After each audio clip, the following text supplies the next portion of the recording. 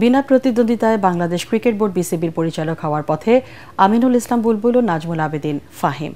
BCB পরিচালন পর্ষদের নির্বাচনে মনোনয়নপত্র যাচাই বাছাই শেষে জমা পড়া ৫১টি মনোনয়নপত্রের মধ্যে ৪৮টিকে বৈধ হিসেবে ঘোষণা করেন রিটার্নিং অফিসার। বৈধতা পায়নি ৩টি মনোনয়নপত্র। আরও জানাচ্ছেন Parag Arman. Monalisa heavy flow ১৫ piece প্যাকেটের সাথে ৮ পিসের একটি প্যাকেট একদম ফ্রি। বাংলাদেশ ক্রিকেট বোর্ড বিসিবির পরিচালনা পর্ষদের নির্বাচনে বিনা প্রতিদ্বন্দ্বিতায় পরিচালক হতে যাচ্ছেন বর্তমান সভাপতি আমিনুল ইসলাম বুলবুল ও সহসভাপতি নাজমুল আবেদিন ফাহিম।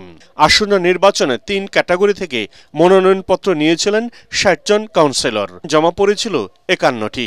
যাচাই বাছাই শেষে খসড়া তালিকা প্রকাশ করে returning officer doctor Sheikh Zobayed Hossain জানান ৫১টি মনোনয়নপত্র জমার বিপরীতে ৪৮টা বৈধ হয়েছে, ৩টি বাতিল হয়েছে। আমাদের ঢাকা বিভাগে আপনারা জানেন যে ৩টি মনোনয়নপত্র জমা পড়েছিল, এর মধ্যে ঢাকা বিভাগে ১টি মনোনয়নপত্র বাতিল হয়েছে। সেটা হচ্ছে জামালপুর ক্রীড়া সংস্থা, এস.এম. আব্দুল্লাহ আল ফুয়াদ রেদওয়ান। ঢাকা বিভাগ থেকে ২ জন পরিচালক হবেন। জামালপুর জেলা ক্রীড়া সংস্থার প্রার্থী এস.এম. আব্দুল্লাহ আল ফুয়াদ রেদওয়ানের মনোনয়নপত্র বাতিল হওয়ায় বর্তমান সভাপতি আমিনুল ইসলাম বুলবুল এবং নাজমুল আবেদিন ফাহিম বিনা প্রতিদ্বন্দ্বিতায় পরিচালক হওয়ার পথে রইলেন। এদিকে চট্টগ্রাম বিভাগে জমা পড়া ৪টির মধ্যে বাতিল হয়েছে চাঁদপুর জেলা ক্রীড়া সংস্থার মনোনয়নপত্র।